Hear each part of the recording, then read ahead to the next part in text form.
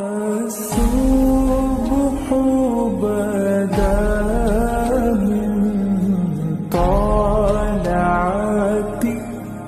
قرآن کہہ رہے ام عندہم الغیب فہم یکتبون، کیا ان کے پاس غیب کا علم ہے جس کو یہ لکھ رہے ہیں؟ کیا علم؟ یہ خوش فہمی کا شکار ہیں. دیکھو جتنے بھی لوگ جو مذہب کو فالو نہیں کر رہے، حقیقت میں وہ اس خوش فہمی میں مبتلا ہیں کہ ہمیں کچھ بھی ہونے والا نہیں ہے. جیسے ہماری حالت اچھی ہے، ہمارا فیوچر بھی ایسا، یا تو مر کے ختم ہو جائیں گے، اور اگر مل بھی گیا تو کوئی برا نہیں، ہم کوئی برے تھوڑی ہیں، ہم کوئی برے تھوڑی ہیں. تو اللہ نے اس کا جواب دیا کہ کیا ان کے پاس فیوچر کا علم ہے؟ پہلے سے مستقبل کے بارے میں کبھی بھی بات کی جائے گی تو علم کے بغیر نہیں کی جا سکتی. کوئی آدمی کہہ رہا ہے نا فیوچر میں ایسا ہونے والا ہے، تو آپ اس سے دلیل پوچھیں گے آپ کو کس نے بتایا؟ وہ تانے بانے ملائے گا، صغرے کبرے ملائے گا، تو پھر اس کے بعد اگر وہ ایسے ہی کہہ رہا ہے کل یہ ہو جائے گا، پرسوں یہ ہو جائے گا، دیکھو مستقبل کے بارے میں میں یہ کہوں کہ کل پیر ہے تو یہ بھی فیوچر کی خبر ہے. آپ اس میں مجھ سے یہ پوچھ سکتے ہو کہ کیا دلیل ہے؟ میں کہوں گا دلیل یہ کہ آج کیا ہے؟ اتوار ہے. یہاں دلیل ہے، یہاں میرے لیے یہ دعویٰ کرنا درست ہے کہ کل کیا ہے؟ پیر ہے. لیکن اگر میرے پاس دلیل نہیں ہے اور میں کہوں کہ کل جو ہے وہ کل دنیا میں 3000 آدمی مر جائیں گے ایک ہی کسی حادثے میں، تو لوگ پوچھیں گے بھائی کیا دلیل ہے کسی حادثے میں 3000 آدمی مر جائیں گے؟ اب میرے ذمے کیا ہے؟ میں کہوں وہ ویسے ہی میرا ذوق کہہ رہا ہے، تو یار کوئی مانے گا کوئی؟ اچھا عجیب بات یہ ہے کہ روحانی عاملوں کی یہ باتیں مان لیتے ہیں لوگ. میں یہ کہوں نا کل 3000 آدمی ایک حادثے میں، اللہ نہ کرے مرے ہیں، میں ایک مثال دے رہا ہوں، تو لوگ کہیں گے کہاں سے پتہ چلا؟ لوگ کہیں گے بھائی جھوٹ بول رہے، اس کو کس نے بتایا؟ یا تو قاتلوں سے تعلقات ہیں جس نے مارنے کا ارادہ کیا ہے، ایسا بھی نہیں ہے تو یہ ہوائی بات ہوگی. لیکن یہی بات روحانی عامل کرے گا تو لوگ کیا کریں گے؟ حضرت کا علم ہے بھائی، حضرت کے پاس بولو علم ہے. ابھی روحانی عاملوں پہ نہیں جاؤں گا، پھر میں معین اختر کی طرح نا بلب کے رشتہ داروں کو بھی، تو اب تو میں روحانی عاملوں کے رشتہ داروں کو بھی اچھے الفاظ سے یاد نہیں کرتا. رشتہ داروں سے مراد وہی جو بلب کے رشتہ دار تھے. اب آپ کہیں گے بلب کے کون سے رشتہ دار ہوتے ہیں؟ ہمارے ہاں کبھی بھی جس بندے کو برا کہا جاتا ہے گالی اس کو نہیں دی جاتی، ہمیشہ اس کے رشتہ داروں کو ہمیشہ گالی دی جاتی ہے. یہ ہمارے ایک ٹرینڈ چل نکلا ہے. تو قرآن کہتا ہے کہ ام عندہم الغیب فہم یکتبون. کیسے دیکھو ہمیں جھنجھوڑ رہا ہے قرآن کہ تم اپنے بارے میں کیوں فرض کر کے بیٹھے ہوئے ہو کہ تمہیں کچھ بھی ہونے والا نہیں ہے، تمہیں سزا نہیں ملے گی. یہ تمہیں کس نے بتایا ہے؟ فاصبر لحکم ربک ولا تکن کصاحب الحوت. جب نبی یہ مطالبے کرتے تھے تو پھر بھی آگے سے کوئی رسپانس نہیں ملتا تو انسان کو بے انتہا تکلیف ہوتی ہے کہ کن پتھر دل لوگوں سے واسطہ پڑا ہے. تو قرآن کہتا ہے فاصبر، اے نبی آپ کیا کرو؟ صبر کرو. ولا تکن کصاحب الحوت، مچھلی والے یونس کی طرح جل باز مت بنو. حضرت یونس علیہ السلام کی قوم نے بھی یہی سلوک کیا، لیکن یونس علیہ السلام چاہتے تھے جلدی سے فیصلہ ہو اور اپنی قوم کو چھوڑ کے نکل گئے. تو اللہ نے اس پہ آپ کی تنبیہ کی. تو آپ بھی اے نبی جلد بازی مت کریں. تو یہ نبی کے ذریعے سے ہمیں بھی بتایا جا رہا ہے کہ آپ حق کی دعوت دیتے رہیں، اور یہ نہ دیکھیں کہ یہ جو اللہ کے نافرمان لوگ ہیں، جو حق کو نہیں ماننے والے لوگ، وہ پھر بھی پھل پھول رہے ہیں. اس ٹینشن میں مت آؤ، کیونکہ اللہ انصاف کرتا ہے مگر اس میں دیر ہوتی ہے، اندھیر نہیں ہوتی. وہ لے گا انتقام، ان کو اپنے حال پہ چھوڑ دو. یہ اللہ کی حکمت اسی کا تقاضا کرتی ہے، چھوڑ دیا جائے اپنے حال پہ. آج جو اہل حق ہے نا ان کو بہت تکلیف ہوتی ہے کہ جب یہ ہم صحیح بات کر رہے ہیں لیکن آگے جواب جو مل رہا ہے وہ کیا مل رہا ہے؟ الٹا، کوئی مان کے نہیں دے رہا. تو اللہ فرماتے ہیں وَلَا تَكُنْ كَصَاحِبِ الْحُوتِ إِذْ نَادَى وَهُوَ مَكْظُومٌ. یونس علیہ السلام نے جلد بازی کی اور بالآخر اللہ کی طرف سے ان کو دنیا میں تنبیہ ہوئی ہے، سزا ملی ہے. اور وہ سزا کیا ملی؟ اذ نادا وہو مکظوم، مچھلی کے پیٹ میں گئے، غم سے گھٹ رہے تھے. اور اللہ کو پکارا فنادا فی الظلمات اللہ الہ الا انت سبحانک انی کنت من الظالمین، اے اللہ تیرے سوا کوئی عبادت کے لائق نہیں، غلطی کس کی ہے؟ میری غلطی ہے، میں نے اپنی جان پہ ظلم کیا۔ تو اللہ نے کیا کیا؟ مچھلی کے پیٹ سے نکال لیا۔ دیکھو یونس علیہ السلام نے اللہ کے حکم پہ کتنا عرصہ تبلیغ کی، قوم نے نالائقی کی پھر بھی نہیں مانے، سزا بجائے قوم کو ملنے کے کس کو مل رہی ہے؟ بولتے کیوں نہیں؟ الٹا حضرت یونس علیہ السلام کو مل رہی ہے سزا۔ تو اب آپ بتاؤ کیسا پیغمبروں کا صبر کا پیمانہ ہے، ایسے موقع پہ بھی اللہ کے خلاف کوئی شکایت زبان سے بولو نہیں نکال۔ کیوں؟ اللہ یونس علیہ السلام کے عمل میں ہمیں بتا رہے ہیں کہ دینداری کا یہ مطلب نہیں ہے کہ تم اچھے بنو گے تو اللہ کی نوازشیں آنا شروع ہو جائیں گی۔ دینداری کا مطلب یہ کہ جو اللہ کا کام ہے وہ اس کو کرنے دو، تمہارا کام ہے عاجزی انکساری، بس میں ہی غلط، صحیح ہو کے بھی کون غلط؟ میں غلط۔ ہمیشہ غلطی کس کی کھاتے میں ڈالنی ہے؟ بولتے کیوں نہیں؟ دیکھو ہم نماز پڑھتے ہیں، نماز کے بعد 3 دفعہ استغفر اللہ پڑھتے ہیں، تو کیا کسی نامحرم کو دیکھا ہوتا ہے ہم نے نماز میں؟ بولتے کیوں نہیں؟ تو کوئی تک بنتا ہے استغفر اللہ کا؟ یا ہم نے کوئی جرم کیا ہے، نماز پڑھی اور کیا کہلوایا جا رہا ہے؟ استغفر اللہ استغفر اللہ۔ بھائی اگر استغفر اللہ پڑھنا تھا تو یہ نماز پڑھی کیوں کی تم نے؟ ہمیں یہ بتایا جا رہا ہے کہ تم نیکی کر کے بھی کیا سمجھو جیسے تم نے گناہ کیا ہے۔ کیسے گناہ؟ نماز گناہ نہیں ہے بھائی، تم یہ کہو اے اللہ جس طرح سے پڑھنی چاہیے تھی اس طرح سے نہیں پڑھی میں نے، تو نیکی کر کے بھی کہا جا رہا ہے کہ ہم غلط ہیں، ہم نے اللہ جو پڑھنی تو ہمیں معاف کر دے، ہم سے نہیں ہوئی صحیح، ہم سے کام کیا ہو گیا؟ غلط ہو گیا۔ مجھے یاد ہے 25-30 سال پرانا قصہ ہے، چھوٹا بچہ تھا میں اس وقت، ایک تبلیغی جماعت میں نا ایک صاحب کے سال پہ سال لگ رہے تھے، پوری دنیا میں وہ ان کے سفر ہوئے، بڑا انہوں نے وقف کیا ہوا تھا اپنے آپ کو تبلیغی جماعت کے لیے۔ تو میرا ان سے ٹاکرا ہو گیا، وہ مجھے سمجھانے لگے جماعت میں نکلو سیر و جیسے تبلیغ والے کرتے ہیں۔ اب مجھے پتا تھا یہ بہت ہی پرانے کھیڑو ہیں اور ان کی تو زندگیاں گزر گئی ہیں اس کام میں۔ میں نے کہا ماشاءاللہ اللہ نے آپ سے بڑا کام لیا ہے تبلیغ کا۔ کہتے ہیں میں نے بہت بگاڑا ہے تبلیغ کے کام کو۔ کہہ رہے ہیں ہم تو کام بنانے والے نہیں، کس میں ہم تو بگاڑنے۔ کہہ رہے ہیں میں تو بگاڑ ہی رہا ہوں جب سے۔ مجھے ان کا یہ اسٹائل بہت اچھا لگا یعنی اپنے آپ کو کہہ رہے ہیں کہ تبلیغی جماعت میں اگر کوئی خرابی ہے تو وہ کس کی وجہ سے ہے؟ بولو۔ وہ اپنے بارے میں کہہ رہے ہیں وہ کس کی وجہ سے؟ مجھے نہیں کہہ رہے تھے، اپنے بارے میں کہہ رہے تھے۔ وہ کس کی وجہ سے؟ میری وجہ سے۔ کہہ رہے ہیں ہم کام بنانے والے نہیں بلکہ بگاڑنے والے ہیں۔ اب کوئی فسادی ہوتا تو کہتا ہے جب بگاڑنے والا تو کر کیوں رہا ہے پھر ہمیں؟ یہ تو اس نے خود کہا ہے، اپنی زبان سے بولا ہے کہ ہم بگاڑنے والے ہیں، یوٹیوب پہ کلپ ڈالتا ہے، یہ دیکھو خود۔ تو مجھے ان کی یہ تواضع پسند آئی۔ میں نے کہا دیکھو یہ بیچارہ صبح و شام اس کام میں لگا رہتا ہے، مگر یہ کہہ رہا ہے جو تبلیغ کا کام پھیل رہا ہے اس میں جو برکتیں ہو رہی ہیں وہ میرے علاوہ لوگوں کی وجہ سے ہو رہی ہیں، اور جو خرابی آ رہی ہیں وہ کس وجہ سے ہو رہی ہیں؟ وہ ساری میری وجہ سے ہو رہی ہیں۔ تو آج مارکیٹ میں یہ چیز کیا ہے؟ شارٹ۔ ہر اچھا کام میں نے کیا برا کام ستار بھائی نے کیا۔ ستار بھائی نہ ملیں کہیں مجھے۔ ایک دن ایک فون آیا، میں نے فون اٹھایا، کون؟ کہہ رہے ہیں ستار بھائی بات کر رہا ہوں۔ ارے میں نے کہا بیٹا یہ مجھے نہیں چھوڑے گا، یہ کہے گا مفتی صاحب بہت تم نے جو ہے نا، لیکن وہ شکر ہے ایسی کوئی بات تھی نہیں۔ تو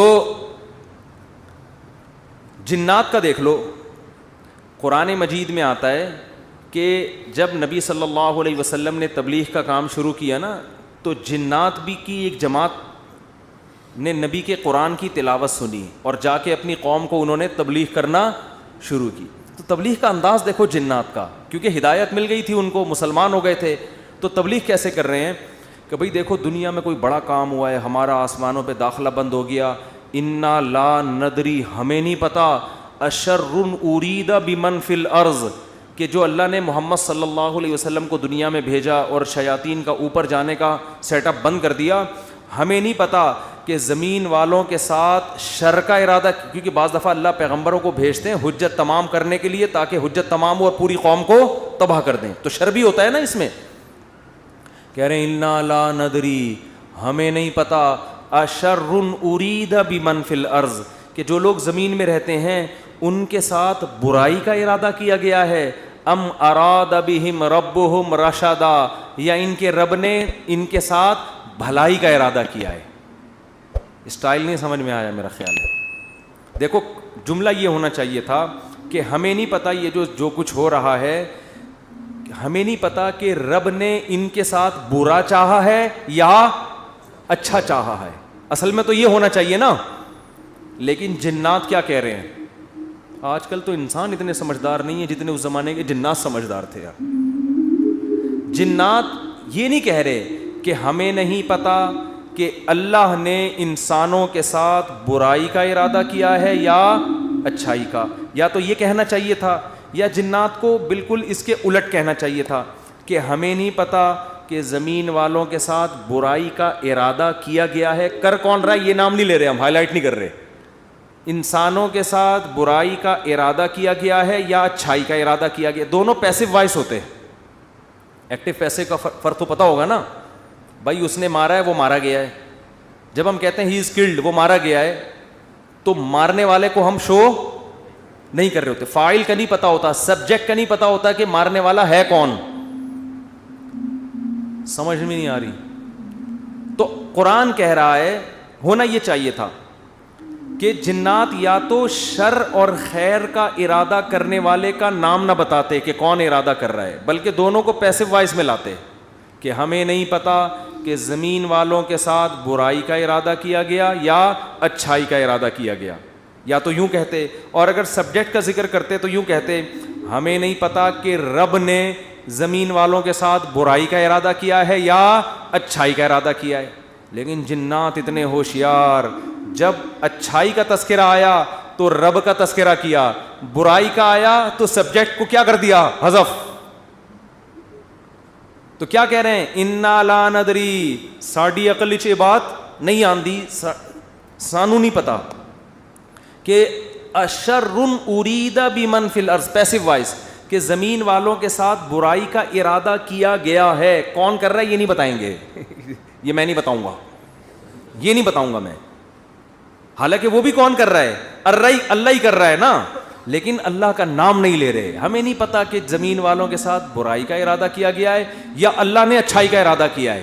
اچھائی کی جب بات آئی تو اللہ کی طرف نسبت, برائی کی بات آئی تو وہ بھی تو اللہ ہی ارادہ کر رہا ہے, لیکن اللہ کا نام ذکر نہیں کر رہے. ادب کی وجہ سے کہ بھائی برائی اگر ہو رہی ہے تو اللہ تو کر تو رہا ہے, لیکن انسانوں کی حرکتوں کی وجہ سے ہو رہا ہے, تو گویا انسان خود ہی کر رہے ہیں اپنے ساتھ. یہ اللہ تو محض ایک خالق ہے, کر کون رہے ہیں, یہ خود ہی کم وقت کر رہے ہیں. اچھائی ہو رہی ہے تو پھر اللہ کر رہا ہے.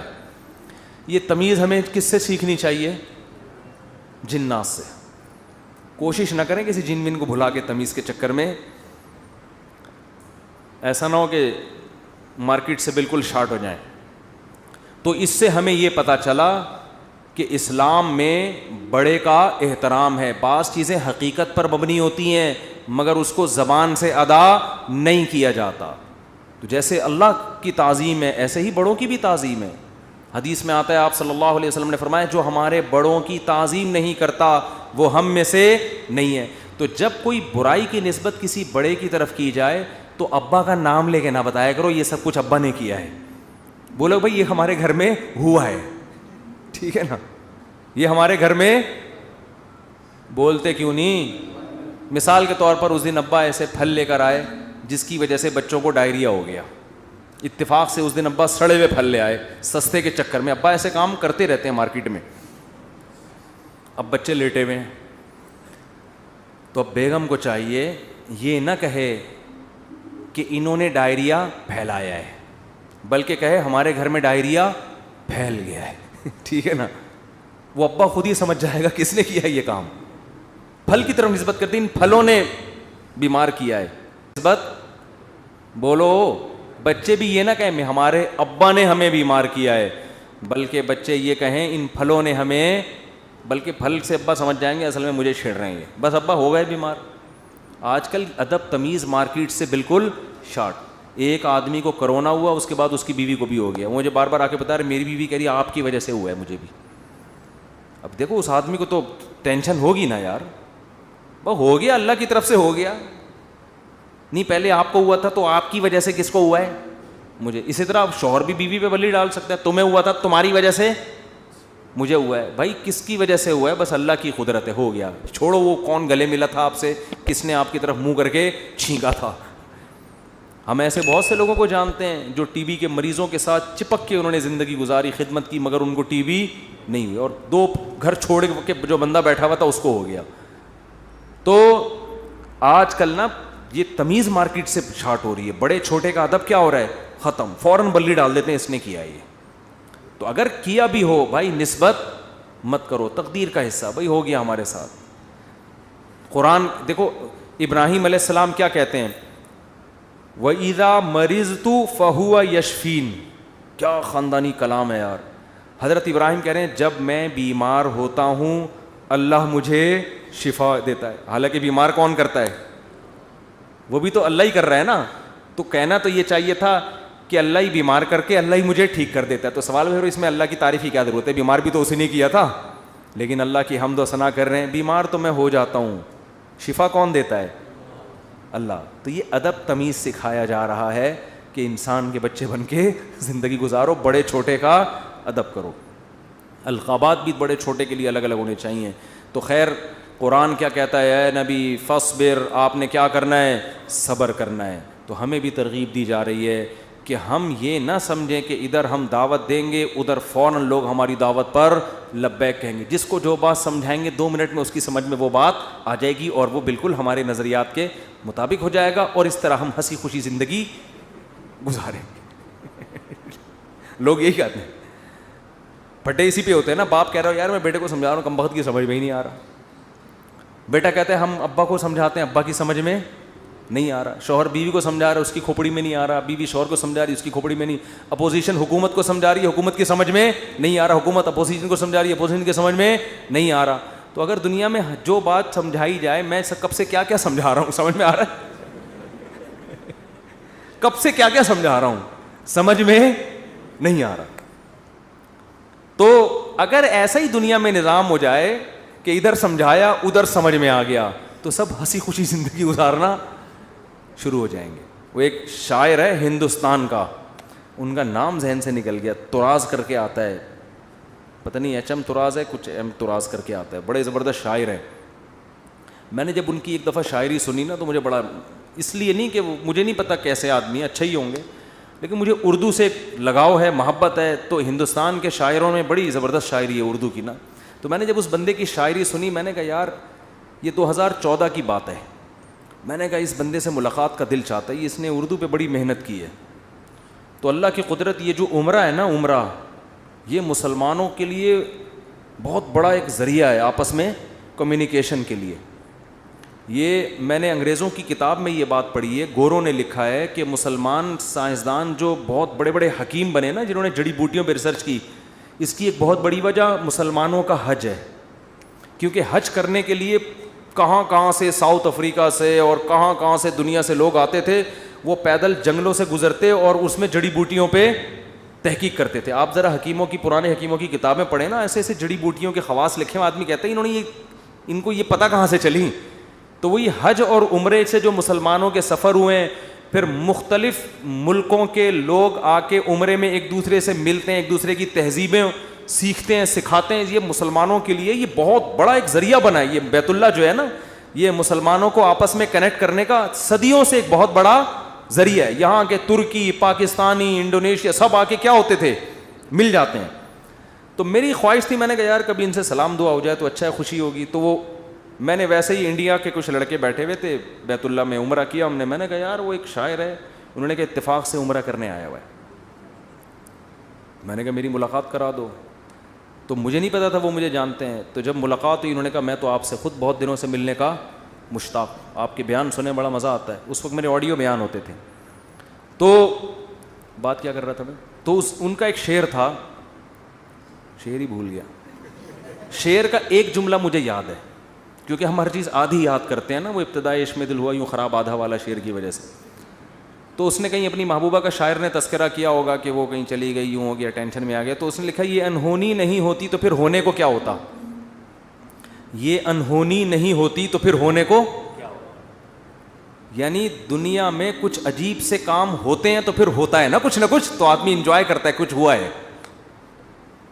یعنی اگر شاعر کا تخیل بیان کر رہا ہوں، ایسا نا آپ اس شاعر کو کہیں کون سی معشوقہ تھی تمہاری مارکیٹ سے شارٹ ہو گئی، مفتی صاحب نے ہمیں بتایا، شاید ہم پولیس بھیج کے اس شاعروں کا کلام کا کچھ بھی مطلب نکالا جا سکتا ہے. محبوبہ کے بجائے کچھ وسیم بھائی کو ڈال دو، ستار بھائی کو ڈال دو، وہ ٹینشن نہیں ہے. تو شاعر کے کلام کو کبھی الفاظ کو نہیں پکڑا جاتا، اس میں ہر آدمی اپنے حساب سے اس کا مفہوم بیان کر رہا ہوتا ہے. تو ہم نے اس کو اپنے حساب سے اس شعر کو لیا کہ دنیا میں کچھ ہونے کے لیے کچھ انہونیوں کا ہونا بولو ضروری ہے. سمجھ رہے ہو؟ دیکھو بعض لوگ کچھ کر کے موسٹ وانٹیڈ بن جاتے ہیں تو وہ اسی کو انجوائے کرتے ہیں، کہتے ہیں اگر یہ نہ ہوتا تو ہم موسٹ وانٹیڈ، وہ کیا ہے، بدنام جو ہوں گے تو کیا نام نہ ہوگا؟ نام پیدا کرنے کے لیے بدنام ہونا بھی ضروری ہے. تو اس نے کہا یہ انہونی نہیں ہوتی تو پھر ہونے کو کیا ہوتا. تو میں یہ کہہ رہا ہوں اگر یہ ٹینشنیں دنیا میں نہ ہو تو ہونے کو کچھ ہو ہی نہیں. آپ نے بیگم کو بات سمجھائی، سمجھ گئی، اس نے آپ کو سمجھایا، آپ کی سمجھ میں فوراً آ گیا کہ یہ کیا کہہ رہے. آپ نے اپنے بچے کو ایک دن کچھ سمجھایا، اس کی سمجھ میں فوراً آ گیا. تو گالیاں ہوتی دنیا میں پھر کوئی بلب کے رشتہ داروں کو گالیاں دیتا؟ بولو نا. تو خیر اور شر کا مقابلہ کیا ہو جاتا؟ ختم. پیغمبر امتیوں کو سمجھاتے، 2 منٹ میں بات سمجھ میں آتی. نبی آ کے سمجھاتے بھئی یہ 360 بت پتھر کے بنے ہوئے تم نے رکھے ہوئے ہیں، یہ غلط ہیں. وہ کہتے ہیں او اچھا یہ تو بالکل صحیح کہا آپ نے، ہم اپنے ہاتھوں سے اپنے خدا کو بناتے ہیں، یہ بننے میں ہمارے محتاج، تو بھلا یہ ہماری مدد کیسے کریں گے؟ بات تو کلیئر تھی نا 2-4 کی طرح، مگر ان کی کھوپڑی میں نہیں آئی ہے. 10,000 کا لشکر لے کے مکہ پہ حملہ ہوا ہے، خون بہے ہیں، عورتیں بیوہ ہوئیں، بچے یتیم ہوئے. اتنی سی بات سمجھانے کے لیے 23 سال کی ٹینشن ہے، پھر جا کے بھی سمجھ میں پھر بھی نہیں آئی. پھر مکہ فتح ہوا تو نبی نے بیت اللہ کے اندر 360 بت گرائے اپنے ہاتھوں سے، وہ بھی طاقت کے زور سے سمجھ میں آئی ہے، ورنہ پھر بھی نہیں آئی. اگر یہ حملہ نہ ہوتا تو آج تک 360 بت رکھے ہوئے ہوتے، آپ دلائل میں مناظرہ ہی کر رہے ہوتے، بحث ہی کر رہے ہوتے، کسی کی کھوپڑی میں نہیں آتی بات. تو بھائی اتنی بڑی حقیقت جب بحث سے کسی کی کھوپڑی میں نہیں آئی تو آپ کی بیگم آپ کی فرما بردار کہاں سے بن جائے گی؟ کیونکہ آگے اس کے پاس بھی دلائل ہوتے ہیں سمجھانے کے لیے. آپ اس کو جب سمجھاؤ گے شوہر کے یہ حقوق ہیں تو کہے گی کہ صرف شوہر ہی کے ہیں، بیوی کے نہیں ہوتے. اب کیا جواب دو گے آپ؟ اب یا تو 10,000 کا لشکر لے کے سسرال پہ حملہ کرو یہی ہوگا. 10,000 کا لشکر لے کے کیا کرو؟ سسرال پہ حملہ کرو، اپنے حقوق پاس کرواؤ. ایسا نہیں ہوگا. تو بس یہی ہے کہ آپ نے سمجھایا، نہیں سمجھ میں آیا اس نے سمجھایا، آپ کی سمجھ میں نہیں آئے. ہنسی خوشی زندگی گزارو. بولو یہ انہونی نہیں ہوتی تو پھر ہونے کو کیا ہوتا. تو اس لیے دنیا میں جو بھی ہو رہا ہے نا، اپنی ذمہ داری پوری کرو، اپنا الو سیدھا رکھو. جو اپنی ذمہ داریاں پوری کرو، باقی جو ہو رہا ہے ہونے دو. ٹھیک ہے نا. حکیم الامہ حضرت مولانا اشرف علی تھانوی رحمۃ اللہ علیہ ایک بات بہت زیادہ فرمایا کرتے تھے کہ جو چیز اختیار میں ہے اس میں سستی نہ کرو، جو اختیار میں نہیں ہے اس کی ٹینشن مت لو. اولاد بگڑ گئی، بھائی آپ نے کوشش کی سمجھانے کی، اب کنٹرول میں نہیں ہے، چھوڑ دو یار. ساری زندگی یہی ٹینشن نہیں، لوگ پالتے ہیں ٹینشن، میرا بچہ کیوں نہیں صحیح ہو رہا، میرا بچہ کیوں نہیں صحیح ہو رہا، میرا بچہ کیوں نہیں صحیح ہو رہا. چھوڑ دے یار اس کو اپنے حال پہ، چھوڑ دو اس کو اپنے حال پہ. یہ کیوں نہیں ٹھیک ہو رہا، وہ کیوں نہیں ٹھیک ہو رہا، یہ کیوں نہیں صحیح ہو رہا، عمران خان نے جو وعدے کیے تھے پورے کیوں نہیں ہو رہے. تمہارے اور کم ٹینشن ہے یار. تو اللہ پوچھ لے گا بھائی جو آپ نے وعدے کیے تھے پورے کیے کہ نہیں کیے. تو جو کام اپنی ذمہ داری میں، حتیٰ کہ کسی نے ان سے پوچھا کہ حضرت میرا نماز میں دل نہیں لگتا، خیالات منتشر رہتے ہیں. انہوں نے فرمایا نماز میں دل لگانے کی کوشش کرنا فرض ہے، دل لگنا فرض نہیں ہے. کوشش کرو، لگے ٹھیک ہے، نہیں لگے تو بھی ٹھیک، ہمارے اختیار میں نہیں ہے بھائی. جب نماز میں دل نہ لگنے کی بھی ٹینشن، کیونکہ اللہ نے کبھی ایسی بات پہ اللہ آپ کو نہیں پکڑے گا جو آپ کے اختیار میں نہیں ہے. ہمارے جامعہ دارالفتہ میں حضرت مفتی رشید احمد صاحب کے ایک مرید تھے کیا ہیں ابھی بھی. تو وہ نماز میں ان کو نیند بہت آتی تھی، ویسے جاگتے رہتے تھے، ادھر نیت باندھی سو گئے، ادھر نیت باندھی کھڑے کھڑے سو رہے ہوتے تھے، سجدے میں گئے اٹھ ہی نہیں رہے، کونی مار کے اٹھاتے تھے ان کو, اڑو بھائی, اور ویسے ٹھیک ٹھاک پھر رہے ہیں. وہ تھے بڑے نیک, ان کو فکر تھی یار نماز میں دل لگانا چاہتا ہوں, اور نمازیں بھی ماشاءاللہ بہت پڑھتے تھے, تہجد کے پابند, لیکن جب کھڑے ہوئے سو جاتے تھے. تو ایک دن انہوں نے لکھا کہ حضرت میں ٹینشن میں آ گیا ہوں, میں نماز میں ادھر نیت باندھی اور ادھر آنکھ لگ گئی. تو فرمایا کوئی ٹینشن لینے کی بات نہیں ہے, نماز کا بھی پورا ثواب مل رہا ہے بھائی, نماز کا بھی پورا ثواب اور نیند کے بھی مزے, کیونکہ یہ آپ اپنے اختیار سے یہ نہیں کر رہے, یہ غیر اختیاری ہے. جان کر کوئی خراٹے لے رہا ہے نا کم بخت نماز میں, کھڑا ہوا ہے اور آنکھیں بند کر کے کوشش کر رہا ہے کہ میں سو جاؤں, یہ غلط ہے. بھئی آپ جاگنے کی کوشش کر رہے ہو پھر بھی نہیں جاگتے, کوئی ٹینشن کی بات نہیں ہے, اس سے نہ کوئی درجات میں کمی آئے گی. آج بہت سے لوگ کہتے ہیں نماز میں مزہ نہیں آ رہا ہم کو, نماز میں مزہ نہیں آ رہا. بھئی مزہ تو بریانی کھانے میں آئے گا مسالے والی, اس میں اگر نہیں آ رہا مزہ تو ڈاکٹر کو بتائیں پیٹ میں کوئی. پشاور میں گئے اور چپلی کباب کھانے کا مزہ نہیں آیا تو یہ پشاور کا فالٹ نہیں ہے, یہ آپ کے پیٹ کا فالٹ ہے. آپ چائے کے عادی ہو, آپ کوئٹہ اور چمن میں بھی آپ کو چائے پینے میں مزہ نہیں آیا تو چائے کا فالٹ نہیں ہے, آپ کو غلط چائے پینے کی عادت پڑ گئی ہے. سٹوں کی بھی بات بتاؤں چھوڑو رہنے. تو اسی طرح یہ تو بریانی ہے مسالے والی, نماز مزے کے لیے تھوڑی ہے, بریانی ہے مزے کے لیے. نماز تو عبادت ہے, آپ نے پراپر طریقے سے اپنی ذمہ داری پوری کرنی ہے. کبھی انسان کی طبیعت میں نشاط ہوتا ہے, بڑا مزہ آ رہا ہوتا ہے نماز میں, آنسو نکل رہے ہوتے ہیں, کبھی طبیعت میں ٹینشن ہوتی ہے, تو آپ اپنی ذمہ داری پوری کرو, ان چکروں میں مت پڑو کہ مزہ آ رہا ہے یا نہیں آ رہا. سمجھتے ہو کہ نہیں سمجھتے؟ اللہ تعالیٰ عمل کی توفیق